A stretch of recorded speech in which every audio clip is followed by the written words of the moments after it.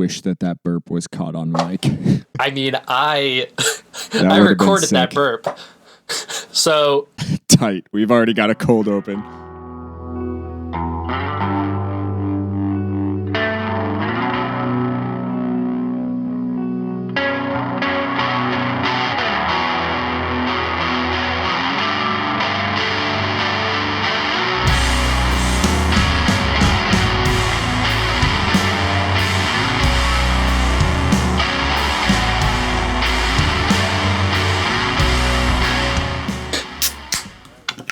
All right.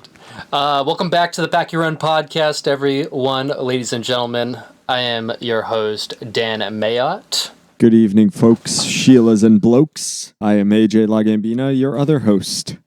Before we get into our show and we get into all the fun and shenanigans that we usually talk about, just a house cleaning thing. On our Instagram, it is Pack Your Run Pod.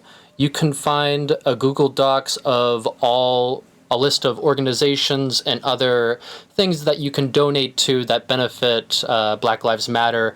And please arrest the people that killed Breonna Taylor. Oh yeah, dude. Got to keep the fight going. Of course. Got to keep the good fight going. It's been a minute since it's been just the two of us. Yeah, for sure. So to kick things off, just like in every other show, what are you drinking tonight, AJ? Tonight, I have a New Belgium Brewing Company 1985 IPA. Damn, that's old. Yeah, it is not from Damn, is it flat, dude? That shit must not taste that great. It's skunked, dude. No, it's pretty cool. It's an IPA with like mango flavors. So it's hoppy, but it's not like aggressively hoppy, and it's got a nice sweetness to it. It's not like the like one of my favorite beers is the Two Roads Brewing Company, the passion fruit goza that they used to do. That's a very like sweet and tart beer. This one just has that like hint of sweetness, but for the most part, it's just like a standard IPA. That's pretty good. True. I mean, something you probably can't like get trashed on. You're like sitting on the porch on a nice summer night and like rocking back and having a few. Yeah, you can't really toss too many of these things back. It's an IPA, so it's like I said, it's got that hoppiness and also like the slight sweetness from the mango. Too much of that at one time that'll do you in. Yeah, just the taste itself would probably give you a stomach ache before you ever got to the point where you were truly trashed. Yeah. I got Arctic Summer, which is the polar seltzers, hard seltzers. I haven't been able... And I did not know that they did that. They're fairly new, and they're actually kind of hard to find. It's like drinking like a regular seltzer. You can't taste the alcohol. You could slam these back on a porch, slam 6, and sit down, and you're like, oh, not feeling it. And then you get up, and that's when you're gone. You're fucked. That's funny. So it's been like I said, it's been a minute since it's just been the two of us. Have you done anything fun and exciting? Have you been any new places, doing anything with your quarantine time? I mean, I'm up here in my parents' house currently, so that's not bad. Been kind of boring. I saw some friends for the first time in like 6 months or whatever, like people other than my girlfriend's family and my own family. How do I interact with people? I forget. Yeah, like I'm just like, and then I just think like, okay, as long as I don't act like a Karen. Yeah, that's pretty good advice for anybody at any given time. Just don't be a Karen. Don't be a Karen. I mean, that's probably the best advice. Let me see. I went to Brooklyn recently. Made it back to the homestead. I did. I mean, just for the weekend. Brooklyn's weird, man. It's like it's not the same vibe everyone is. I mean, it's some people are socially distancing, some people are really good at it, some people are just like not giving a fuck and like they're walking right up to you with like no mask and like I'm just like, all right, can you like get away from me? You gotta back it up there, Chief. Back it up. Back it up, buddy. I gotta maintain 6 feet I gotta maintain 6 feet of distance around me at all times. But I was like, one of the interesting things was, and I've never done this before. Like, I love to bike. It's one of my favorite things to do. And I biked from my apartment in Brooklyn all the way to Times Square. And like pretty much all around Manhattan. Like, I've never been able to do that, and I've never thought in my life I would be able to bike through empty Times Square. I never thought in my life that we'd ever see an empty Times Square. Dude, it was eerie. Like, I was taking pictures the whole time, and I'm just like, I'm just being a tourist in my own city. Yeah, I had a couple of those moments down here in Nashville, especially when things were like really, truly closed down. There were a couple of times where I'd go and like park my car somewhere and to walk up and down like the main drag of Lower Broadway. But this week has been a nice little change up. I'm actually recording at my friend's house. I'm dog sitting for a couple of days, and her dog Nala is more or less attached to me. Aww. Yeah, not right now. She's chilling on her own chair, playing with her little toy and staying out of my way for a little bit, which is nice because usually she's a needy baby. And she's looking at me. She's looking at me out of the corner of her eye because she can hear me talking about her. Hey, Nala, stay in your lane. Stay in your lane, girl. I'm talking to my best friend. Just kidding. You're furry and cute and keep me warm through the night, so you got a leg up on this guy. Yeah, I can't do shit. It's all right, Dan. It's 2020. Anything goes. That's my update. We live incredibly interesting lives, huh? I mean, there's nothing going on. I mean, nobody's got anything going on. Yeah. I mean, this is the most boring year ever. So far, yeah. I mean, on like an individual basis, obviously. As far as like the world or like general politics or anything are concerned, this is the most batshit fucking crazy year of all time. Yeah, like...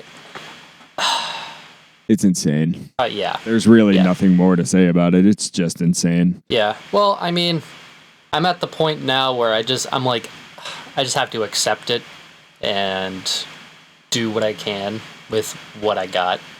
Do what you can with what you have where you are. Yes. My grandmother used to say that to me all the time. Actually, she still does. I mean, she's right. The one grandparent I have left. And I'm also pretty sure it's a Teddy Roosevelt quote. I mean, Teddy Roosevelt was a good man. I'm pretty sure, wasn't he? I'm pretty sure Teddy Roosevelt was a good man, or at least a good man of his time. I think that's one of the things that's kind of lost in the conversation with a lot of people about a lot of things, where it's just like, you do have to consider like the time that people were existing in. Yeah. I mean, like there are times where there is an absolute right and an absolute wrong, but there is also such thing as being a product of your environment. Like, yeah, right.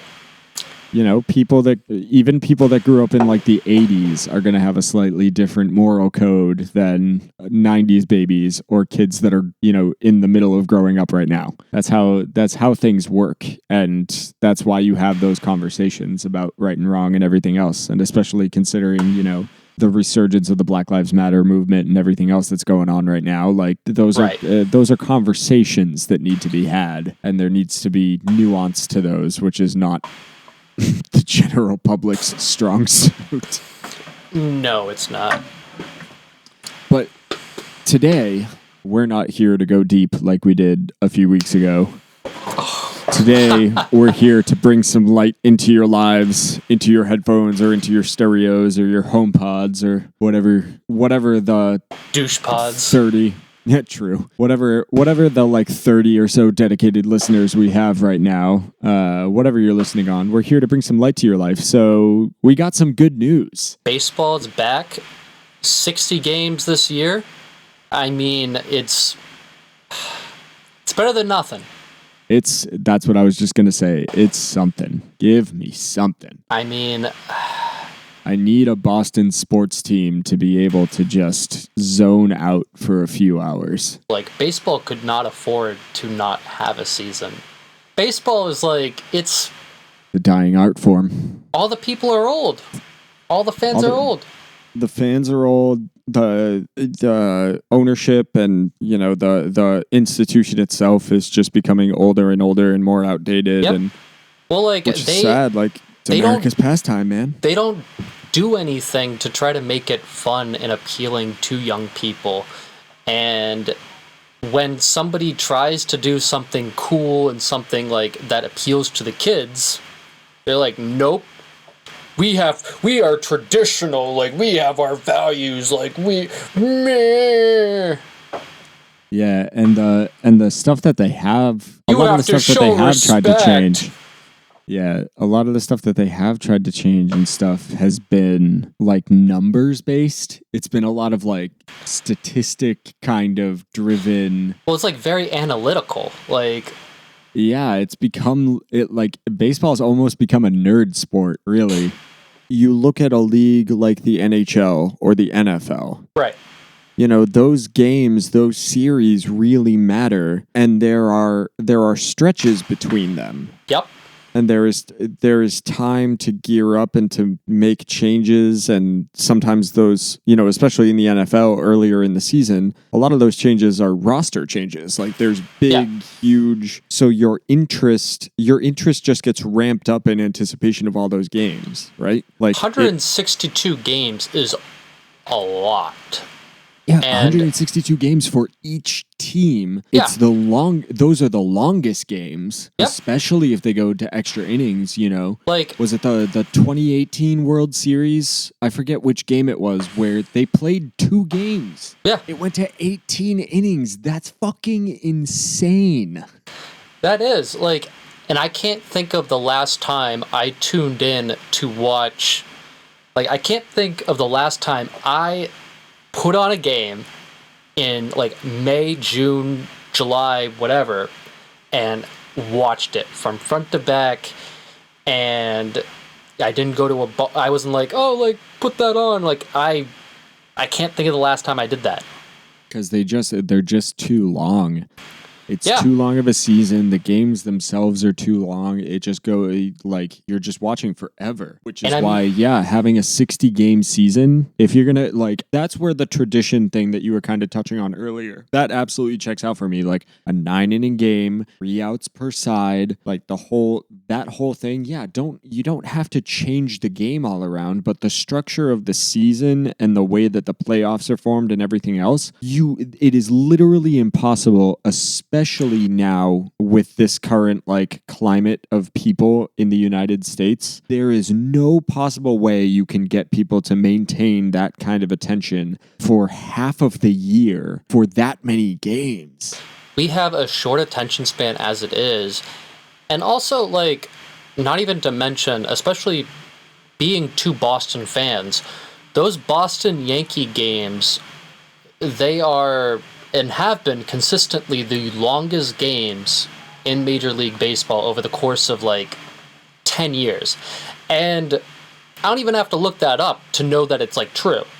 Because watching one, you feel it. It's exciting. An intense game.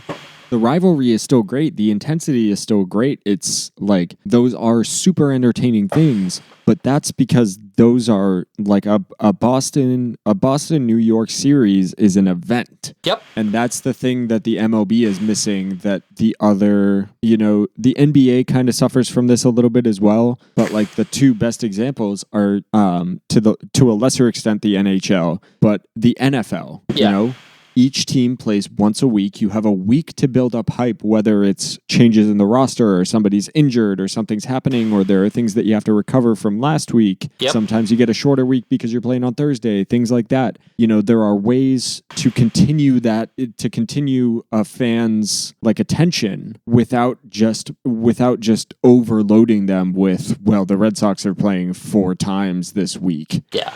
like that's just too much for anybody. I mean, especially like a working person. Like my father is one of the biggest Red Sox fans I know. There's no way in hell that he could ever watch every game in a season. Absolutely not. I mean, it's too many. No normal human being in the United States of America would be able to. That's just not how it works. I mean, I think with this structure, with like 60 games, yeah, I think I'll actually tune into a game or two. Especially since now it's like, okay, like 60 games. That's not a lot of games. Like that, like it could really, more games matter at this point. If we're being honest, Tom Yorkie was not a good owner at all. He didn't give a fuck about the team. He was just a racist old man. What was the name? What? He was Steinbrenner from Seinfeld. Oh. Well, no. Like, he was the Seinfeld impersonation of Steinbrenner. Let me tell you, George. I'll say this about George Steinbrenner and the Yankees organization. Like, George Steinbrenner was good because he cared about the team and he wanted a winning product. He spent he spent like a absorbent amount of money to get a winning team and try to buy a championship. But at least you can respect that, and like he was like, I want to compete every single year. That is a respect. Sure. Like, I want ownership. That man hired George Costanza, and how can you forgive him for that? I mean, George Costanza was terrible, but like how? But like out of all the sports owners, I want an owner that cares about the product on the field and actually wants to deliver championships to a city. Theo Epstein for president. I mean, Theo Epstein he's a GM, but still though, he was great. And he delivered Chicago Cubs their first championship in 108 years. We sat on a stone wall. Have we told that story on the podcast yet? I don't think so, but like that's a very distinct story. That is one of the highlights of our friendship. Yeah, was because it was not great weather. Didn't we have issues? So it was the last game. It was the last game of that Cubs World Series. Yeah. We were having issues watching it. I think we were trying to stream it or trying to figure out like the cable situation in the apartment building we were living in. Something like that. And like we just kept having issues. So finally it was like, well, screw it. Like let's just listen to it on the radio or whatever. So you and I sat on a stone wall across the street from the University of New Haven campus, and we listened on like ESPN radio on one of our phones. And we just sat there listening to the Chicago Cubs winning the World Series for the first time in 106 years. I think it was 108. 108? If I'm not mistaken. But Bill Murray, please forgive me. I should have known. I don't give a goddamn about the Chicago Cubs, but congrats to them for winning the World Series and for breaking a curse. I know how it feels. Yeah. But the Red Sox, I don't see them as a contender this year. I think we're a couple years away. Unfortunately, it's a rebuilding year. That's kind of what I see. That seems to be the current theme for Boston sports. It's not even rebuilding, and it's not really reloading. It's just like building out. Like everybody's got a pretty decent they've all got pretty decent foundations. It's just building out and building up. Right. So let's move on from this, and let's move on to our Mount Rushmore of bad music phases. I'm ready for the cringe, dude. Let's go. Who wants to start off? Because I'm like afraid right now. I am afraid to get roasted. Because I already mentioned one of mine to you, and you're like, "Oh my god, I didn't even know that." I'll spare you. I'll take the reins on the first one. Let's flash back. Let's flash back a handful of years. That's my number one. Is just the neon vomit style of t-shirt that A Day to Remember, All Time Low, the big Bring Me the Horizon, like all of those like big Warped Tour bands. They all had designs like that for a period of time, and I owned more than a few of them. I think I only owned one, and it was like a Day to Remember shirt. but it wasn't even that like it wasn't even that bad. Like, Oh, there were a lot of them that were straight up offensive. this one was not offensive at all. It was just like it had like Fans of A Day to Remember will recognize it, and I'm sure that there's still a lot of them that are actively seeking it out. I had the A Day to Remember shirt, again, black t-shirt with bright colors on the print. The front of it was Pac-Man getting beaten up by the like ghosts, and it said A Day to Remember on the front, and on the back it had one of their mosh calls printed in like ridiculous big block letters, and it said "Keep running your mouth." And the idea of scrawny, like 110-pound AJ running around Silver Lake Regional High School with that T-shirt on. Oh my god. That haunts me to this day, Dan. I'll I didn't have that one. I had some sort of like troll I didn't remember shirt. I'm waiting for the day that like everything 90s is coming back. You know what I mean? And like new metal is coming back, like a couple of different things. When is these monster scene shirts, these vintage shirts gonna come back? Like, you know, assholes like me and you are going to start buying up some of these shirts on like the eBay and like Etsy or like those Depop shops. Yeah, a friend of mine used to have a Vanna shirt. It was a red shirt. But it was a red shirt with a lot of like yellows and lime greens and stuff, and I don't even know how to describe it for somebody who hasn't seen it. But yeah, it was like a weird like monster with like guts coming out of its mouth because it was eating some sort of prey in front of it, and it was all in just this bright neon disgustingness. Oh god. Yeah, oh god. All right, so for my number one, at least for now, it's piggybacking off of you. Metalcore, post-hardcore, like Wannabe, A Day to Remember, like that kind of bullshit band. And just getting into all of that music, like I remember we did like it was one of those bands that never took off and never got out of the basement and never played shows and do anything. Like, we thought recording an EP was like the move before we even play a show, and like just all this type of shit. True. You know, lots of air of the ways when you're young and don't know anything about being in a band. Exactly. But anyways, I remember we did like a cover of like a from front to last cover, and tried to do. What band did a from first to last cover? I need to know. My band that Lunch Table? Not Lunch Table. Damn it. So this was a band called Hostile Tendencies. I don't even think I've told you about this band. It was one of the classic, like, you know, like the classic like metalcore bands that like they kick somebody out like every month or so. Yes. That was basically... I was that person. That was basically us. But we didn't end on bad terms because we hate each other. It was just like, alright, this is going nowhere. Alright, I'm going to start a new band. Alright, cool. How the cookie crumbles, dude. But we did a from first to last cover. I was really into Parkway Drive and August Burns Red for however long that band was around for. I didn't know that you liked that, like... I was into it for a little bit. Like... That, like, technical post-hardcore kind of stuff. That's so funny.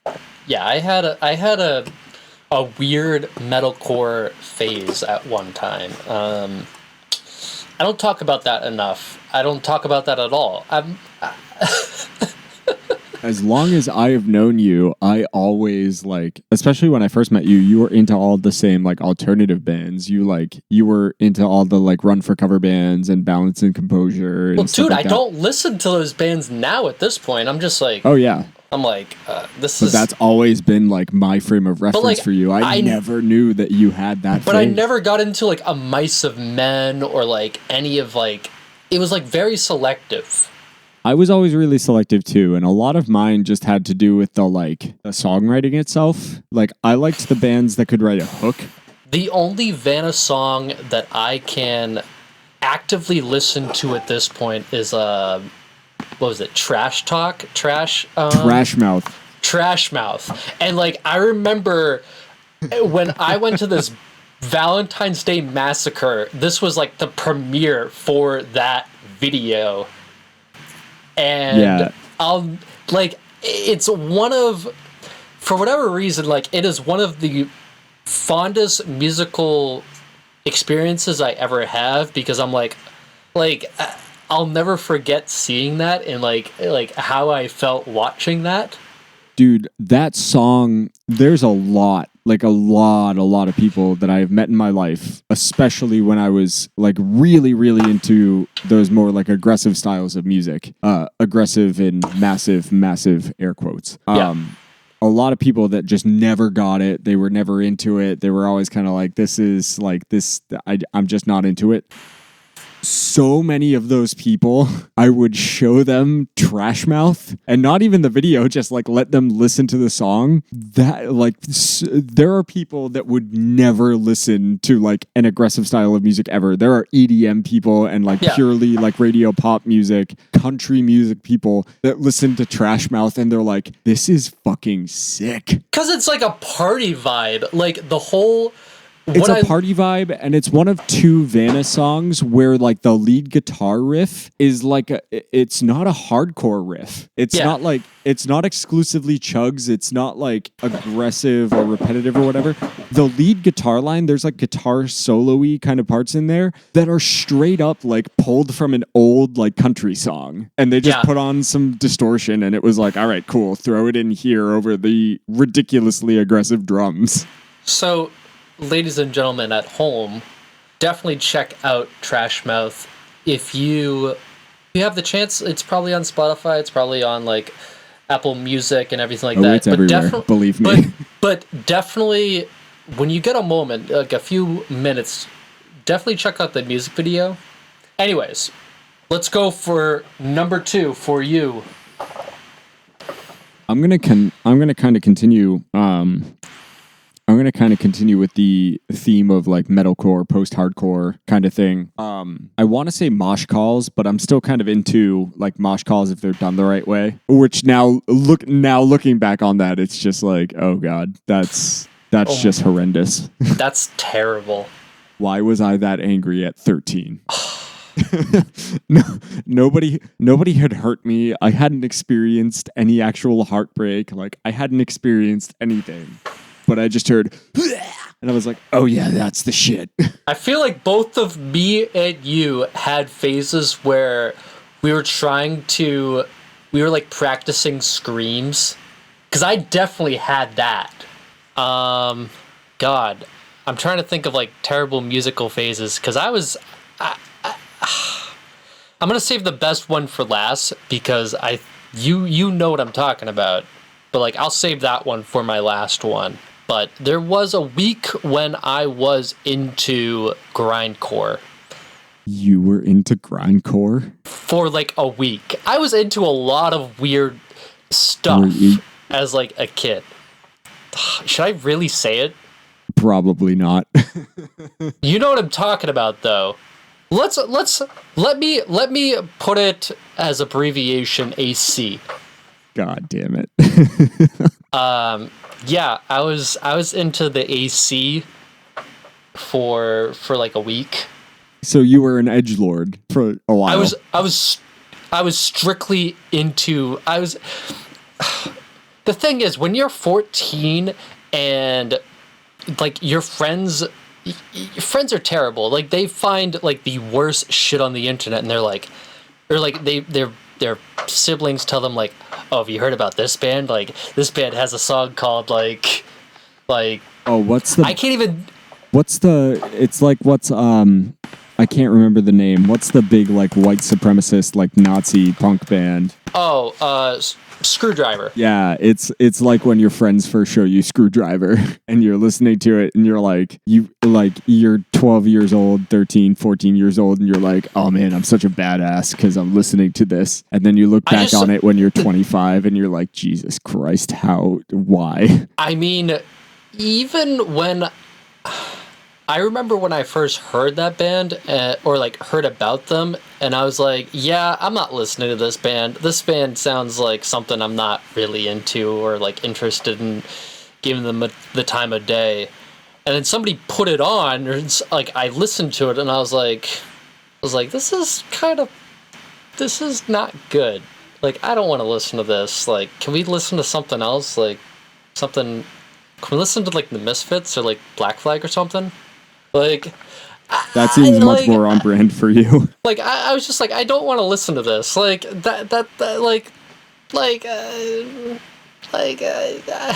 it's weird because like where I grew up, there were a lot of, and like even some of my friends, they were, so there are two types of skinheads in the world.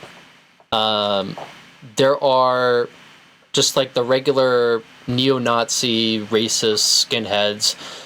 And then there's like a subsection of them called sharp skinheads, which sharp stands for skinheads against racial prejudice.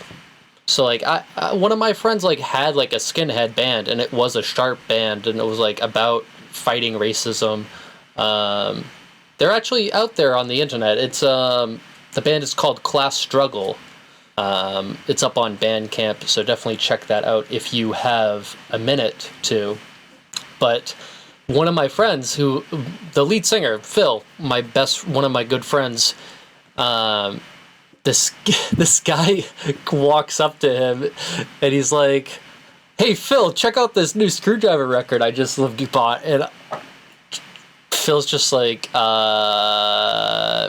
I don't support that. Like, not just into had a very awkward conversation, and then the person who bought the Screwdriver record was just like, oh yeah, I forgot. It's like, true. But yeah, grindcore, that was a bad phase to have. The week that I was into it when I was 14 years old. Oh, were you ever into... what was that? It was like this video. It was like Devourment. I think that's the name of the band. And it was like, I Need Rice. And it was like misspoke lyrics. You know what I'm talking about, I know what you're talking about. I was never into it, but yeah. I'll have to send it to you because like that shit was so funny and edgy when I was 14 years old. So does that put us, am I about to do number 3 or number 4? You're about to do 3. All right. Well, you kind of put me in a tough spot because I was going to say my number 3 was like, I'll go with it anyway. My number 3 was like edgelord, like bands. Like, I mean, that's kind of like the shit that I was listening to because it was like edgy and cool and it made me like part of the counterculture or whatever. Yeah. And there were only a few bands. Some of the grindcore stuff, like I Wrestled a Bear Once and Chelsea Grin. Never into that. Never got into that stuff. Yeah, it was not a long phase. It was probably kind of similar to you. It was like a couple of weeks or so where I was trying to get into it. I remember getting like an alternative press, like mini magazine that they were selling at Hot Topic at the mall near my house that had like a bunch of that kind of stuff on it, but it had like Immure and shit like that, where it was just that super cringy, just disgusting, like misanthropic, just bullshit. There was a band that originated at my high school, which kind of similar to AC. I'm not going to say the actual, I am not going to say the name. Say it. We're not going to be able to monetize or like do anything. Yeah, the abbreviation for this band was CM. And it was a few kids from my high school. CM. Yeah. So I assume C is the bad word, and then what is M? M is misanthropy. like hatred, disgust, that kind of thing. And C is not the one. It's not the big C word, but it's another C word that I'm not going to say because my parents listen to this. It's not the okay. But yeah, it was a band that originated from my high school, and it was very similar. It was like very edgy, very kind of just kind of gross weirdness. It was a parody band though. Like most of the guys that were in the band, I knew like 3 out of 4 of them, or I was like friends with 3 or 4 out of them. They were good dudes. Their hearts were in the right place. They were right. Like it was joke songs, and it was all supposed to be just like a parody of a lot of that kind of shit. But so it was kind of like X stars fell on X. yes, it was joke. It was like a joke hardcore band. Okay. It was like a joke grindy band. And the one thing that I will say, I think I still have like the demo CD that they put out. I'm not sure if you could even still find any of their stuff on the internet. But the one thing I will say is that all the guys in the band had like legitimate musical like credentials. Like they were all like trained. They just wanted to mess around. They wanted to mess around, and they were writing like grindcore, like just disgusting riffs, right? Like it was hardcore. But they were all like, everybody in the band was at least semi-trained in like jazz. So they would have like weird interludes halfway through a song where they were all just basically playing jazz in between just like grindcore, which was actually kind of sick. I got to see them live like once or twice, and yeah, they were all very talented musicians, and it was It was just a meme. yeah, it was a meme band. I don't even really want to say it was entertaining, because like even then I was kind of watching or like knowing the lyrics, and I was like, this is not what I want to be associated with or want to be around. But like, yeah, Right. I mean, they played shows and I had fun at those shows. So cancel me, I guess. Like fuck. All right, so that's my 3. Okay. Let me see. I had a weird phase where I thought I was goth. I have never said this out loud, or I haven't said this out loud in a long time, but I did have a weird goth phase. I am learning so much about Dan Mayotte on this podcast, people. Dude, holy shit. I mean, things are just hitting me like it. I have been suppressing a lot of things out of my memory for a while now, and now it's like all hitting me back. Just thinking about all of the bad music I was into. Dan Mayotte was a goth. I needed to get another beer for this. Or I thought I was goth. I mean, like, it's weird now because, like, I have been, like, suppressing that for a long time, like, trying to forget. And now it's just... It's been haunting you. Now it's haunting me. Now it's, like, hitting me like a sack of bricks. And I'm like... Uh-oh, like, I did have that phase. Like, thinking about all the worst, like, there is so much cringe with my past. Did you have trip pants? I did not have trip pants. Fuck. I did not. Like, that is one thing I was like, oh, those are so cool. And I remember thinking they were cool, and I am so glad I am 25 and I never owned a pair of trip pants in my life. I don't think I've ever told you this. I had like the eyeliner phase, like the nail polish, like I was like really into Marilyn Manson, The Cure, like Aiden, like all those bands. It was like such a weird phase that I try to forget. To be equally fair, I don't think I ever did the nail polish, which is surprising considering the fact that like I mostly like I grew up around a lot of my cousins, and most of my cousins were like women. Yeah. So like I'm surprised I never kind of indulged in the nail polish thing or anything else. In the height of my like emo Hot Topic, like mall rat kind of phase, I'm surprised that the eyeliner wasn't more prevalent. It really only came up, the eyeliner thing only really ever came up for me because I was part of the drama club in like all through middle school and high school. All right, let's move on to your number 4. Number 4, terrible band names. Ooh. feel like both me and you had this phase where we just wanted the most brutal band name. And So every young musician goes through this. so growing up, I was really only a part of 3 bands, and 3 of them, and none of the 3 ever really got off the ground, but all 3 of them had horrendous names. We'll have to compare different ones. So my first band ever. We didn't really have a band name when we first started. Our entire thing was basically covering Paramore. The drummer's sister, who I'm sure if she ever gets around to listening to this, will admit that she was not good.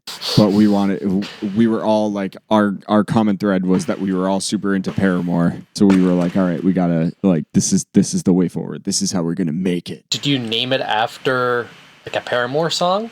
At first we tried to. I forget what the first couple of like band names that we came up with were. I think one of them was like Rapture, because there's a Paramore line off of Brand New Eyes where it's like, it's not a war, it's not a rapture. I think it's from Ignorance. So we started with Rapture, which is like that's a fine like beginning band name or whatever. But what we settled on, it's not terrible, but what we settled on before I was unceremoniously kicked out of the band because I didn't want to play the bass guitar. I wanted to be the lead guitarist because I was in like 6th or 7th grade, and that's how shit goes. The band name we finally settled on was Unhearted. And I don't know where Unhearted came from. I'm still not really sure what Unhearted means. But man, could you get more high school emo horse shit than that? I can't think of anything more.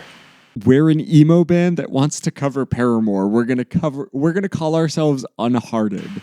That's the most on the nose bullshit I've ever heard. Or Riot. Oh, if we had called ourselves Riot, I think that would have been the better name at the time. I think we all would have been sold on it, and we would have been like, fuck yeah, we are Riot. And I still would have felt the same way about it now as I do about Unhearted. I still would have been sitting back and being like, yeah, no, I regret everything. So that was the first one. That was the first one. Second one. So I get kicked out of Unhearted because they wanted to move me from guitar to bass. You were unguitared. Fuck you. The kid that came in to play bass in that band. Was he even good? He was great, actually. And I don't talk to literally any of those people anymore, so I wouldn't know. But I assume he's still a fantastic musician because he and I became very, very good friends after the fact. He came in to play bass for them. And then, like, we all went into high school and he and I started becoming really close. And he and I decided to start a band with another one of our friends, which again... Of course. All 3 of us that were in that band, I played guitar. Or no, in that one, interestingly enough, in that band, I played bass. Because at that point, I finally like kind of gave it up and I was like, yeah, like bassists are kind of cool. I'm really back into Fall Out Boy now, so I kind of want to be Pete Wentz. Like, I'll play bass in this band. Yeah. We all started a band that, again, was very Paramore-centric, but also very influenced by, like, Taking Back Sunday and stuff. We used to cover a lot of those songs during band practices. We were called With Good Intentions, which is a Fall Out Boy lyric, which is, you know... That's too many syllables. It's too many syllables. The key to a good band name... The key to a good band name is 3 syllables or less. 3 syllables is like great. Like, that is like top tier band name. True. But if it's like anything more than that, that's too wordy. People are not gonna remember you. Like, if it's less than 3 syllables, then that's good. That's even better. But 3 max. But yeah, we were With Good Intentions, which is not great. It's a little bit better than Unhearted, but still not great, especially considering the fact that we were all just like, this Fall Out Boy lyric really resonates with us. The road outside my house is paved with good intentions. And it just reeks of high school melodrama bullshit. So that was... What's the third one? That was bad. This was another band that me and the same kid, he and I started another band. This one was supposed to be like we were both really really into Brand New at the time. But we were also really into like the metalcore stuff that we were talking about earlier, Vanna, Of Mice and Men, Under Oath, a lot of that kind of stuff. So we wanted to do the kind of cool indie rock, dynamic rock kind of thing, but we also wanted some more like aggressive parts. The Chariot was another one that we used to like really try and kind of be like, and none of us were technically skilled enough to do anything remotely resembling any of it. That one was called Ativan, and Ativan is Ativan. Ativan, Ativan. I don't like that. Well, it's the name of a SSRI and a psychoactive is not the right word. I forget what it's called. Like an antidepressant kind of deal, which is, I believe, a drug usually prescribed for people with like manic depressive or bipolar syndromes. Mm-hmm. And the reason that we called it Ativan, and we drew up a logo which was a rip of the Atari logo, like the two sloped sides with the single like bar in the middle. And Ativan we decided to name it Ativan because it was we wanted our music to help people's heads the way that Ativan helped people's heads. That's so... God damn it. That's so bad. So terrible, dude. That's so bad. Just such like high school melodrama, just... Like, what do you even know about the world? Nothing. We knew nothing about the world. Hey, you clowns. Exactly. Oh man. Yeah, the entirety of that like era of my life is not something that I think about on a frequent basis at all. Although a lot of it is cringy in high school though. I mean, everybody is, especially when they're younger and whatever. But like, yeah, stuff like that was particularly bad. And it's actually funny that you decided that you wanted to talk about this week, because I've actually heard from a couple of people, but specifically an old friend of mine. I don't think she'll mind if I say her name on the podcast. Her name is Anna Lee.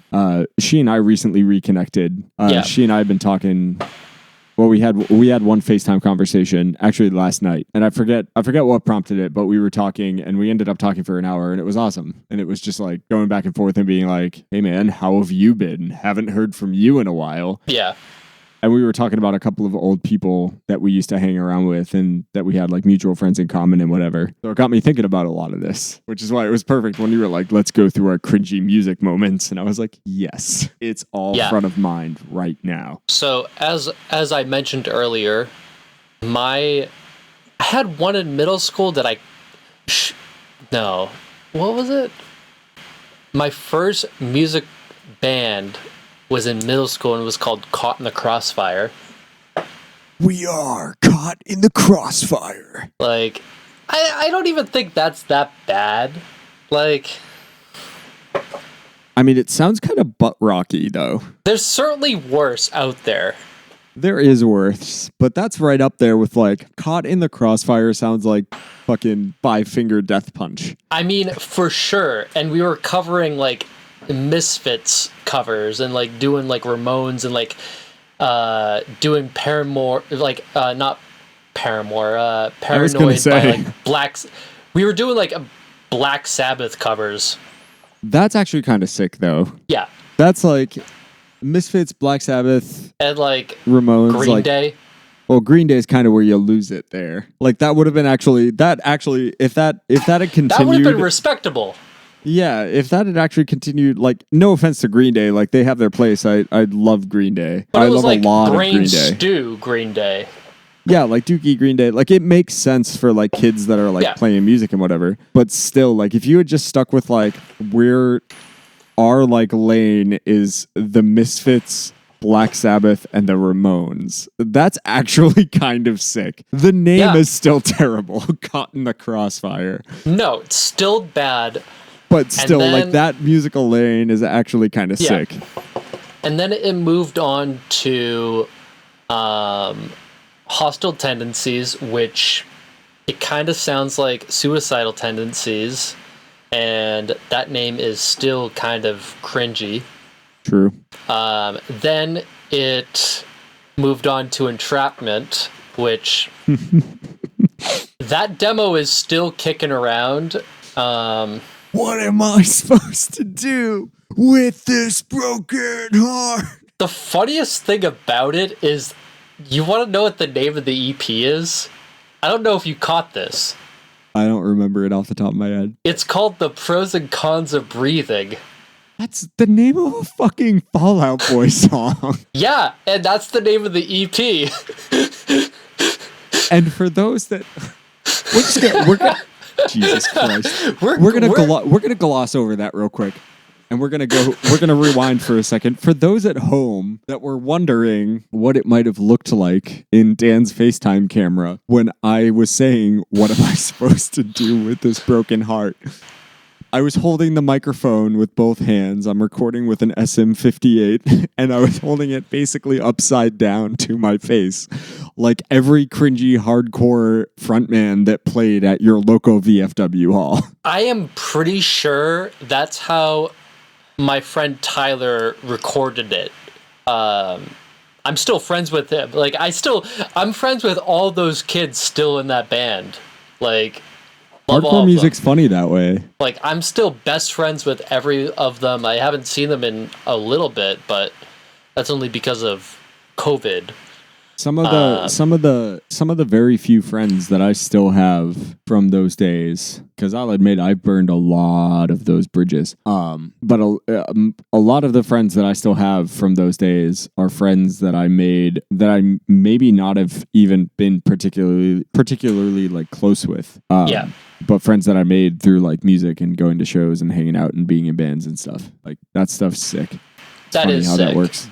But so entrapment, and then lunch table, which, God bless lunch table. Honestly, I don't think that's like the worst name in the world. I mean, it's a meme name for sure. I mean, like, I got the name because like we all used to sit at the same lunch table at like high school.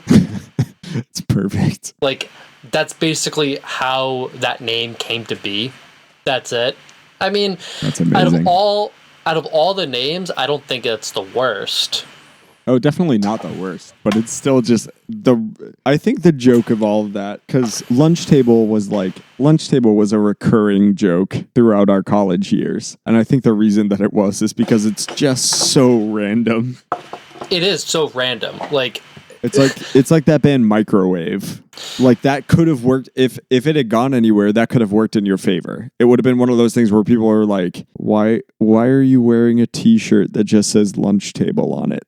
Yeah, that's so true. Why are you wearing a shirt that says Microwave on it? So, my last one is, and this was probably maybe a week or two that I was like seriously into this, and I thought it was cool, and I don't admit this to a lot of people. I have never admitted this to anyone out loud. Not even my girlfriend. My girlfriend doesn't even know this.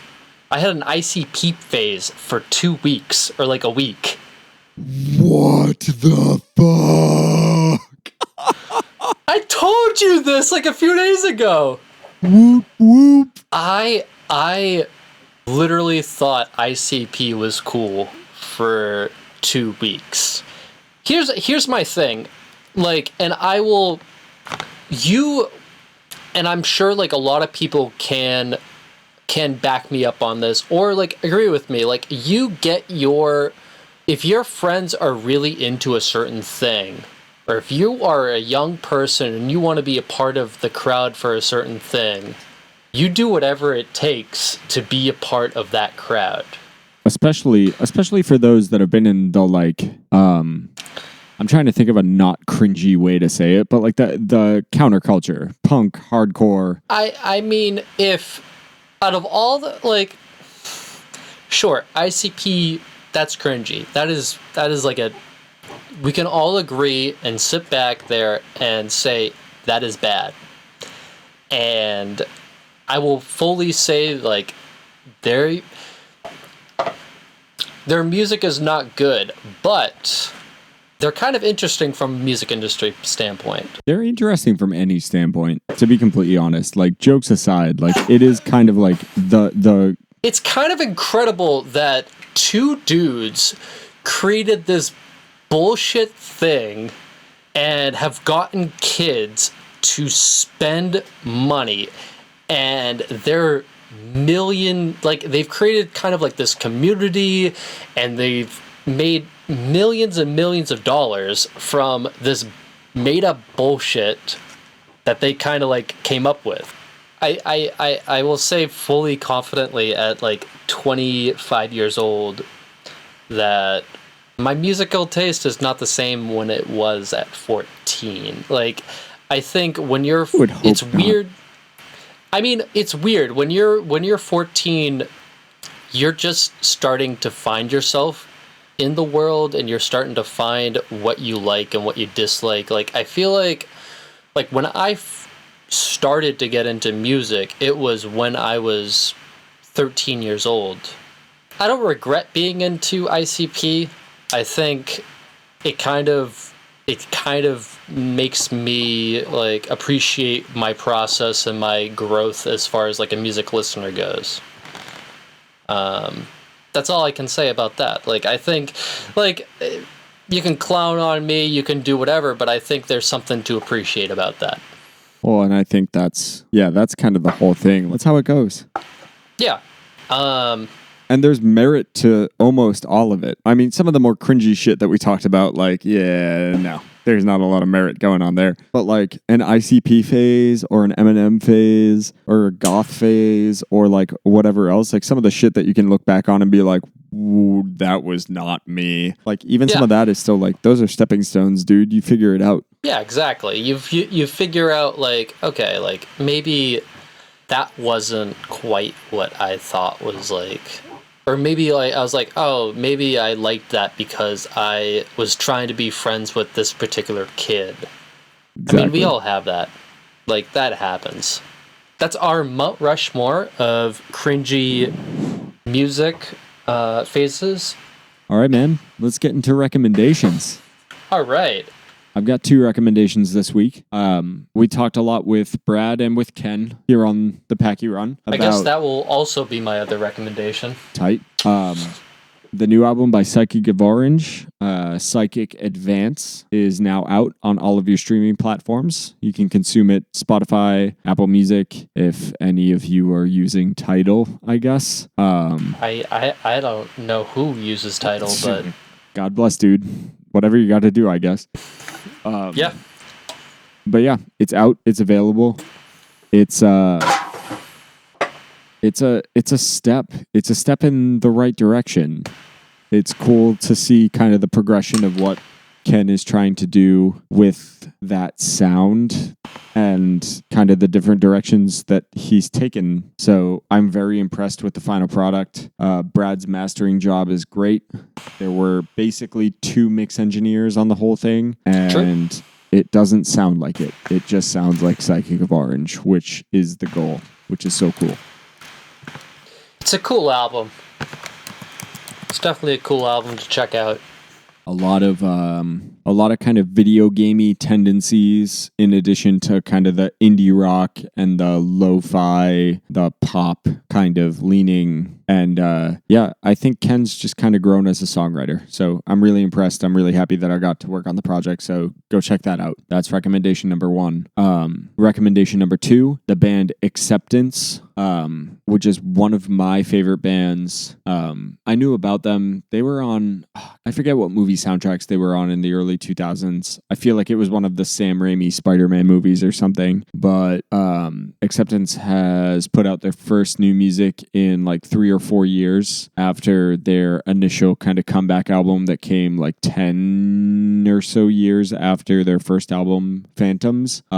That's a lot of backstory. Anyway, Acceptance has new music. New single is sick. They've got like a 4-song EP that's coming out that you can add on Apple Music and Spotify and everything. Cold Air. Go listen to Cold Air by Acceptance. That's my other recommendation. My first one was definitely Psycho of Orange. I mean, good friends. We're best friends at this point. So definitely check out that album. My second recommendation for this evening, or whenever you're listening to this podcast, is actually a band that I was following for a while. And they just got signed to my favorite record label, Run for Cover. They're called Narrowhead, and to put it into perspective, one of my favorite bands of all time they're called Super Heaven. They're kind of like that 90s grunge, like rock, like Foo Fighters, like Nirvana kind of sound. And this band is called Narrowhead. That's the band that just got signed to Run for Cover. And they kind of give me that fix and kind of give me those vibes, like the 90s rock kind of sound. Which is really cool to see Run for Cover dive back into that kind of realm of music. And it's weird. I gotta say this too. Like, it's weird because like I've been following this band for at least a year now, and this is the first time ever that I knew about this band before they were signed to Run for Cover, and now I'm like, ooh. It's always a good feeling when That's shit like that happens. Anyways, I think that about wraps up to this week's episode. I think we got another good one on our hands, my guy. Yeah, this is a good one. Listeners at home, continue to support us, rate us on iTunes, throw us some love on whatever your podcast player of choice is, and hit us up on mostly just Twitter and Instagram at PackyRunPod. Yep, hit us up. Let us know what you think. Give us ideas. Give us feedback. Whatever. We want to hear from people. You want to fight us? Go ahead. Hit us up on there too. You can roast me for my shitty music taste when I was 14 years old. Me as well, dude. Or throw us some love because we turned you on to Trash Mouth by Vanna because everybody seems to love it. So that's a good one. All right, guys. We'll catch you next week. Talk to you soon, guys. Peace.